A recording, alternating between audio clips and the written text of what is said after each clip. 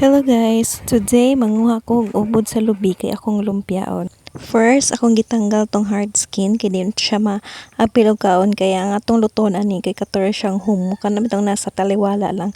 Then ako nang gihugasan, then akong gi-grate. So mo na siya guys, ready to cook na ni. So nagandam na kong mga lamas, ahos, sibuyas og sibuyas dahon. And then gisahon na nato atong unahon ang ahos, then isunod ang sibuyas, then isunod tong ubod nga gi-grate. So ato na siyang karo-karawon limutang na to tong spring onions and then soy sauce and then lastly the mushroom powder. Kaya na guys, bugnaw na atong ubod sa lubi nga atong gigisa. So ako na siyang puston og lumpia wrapper.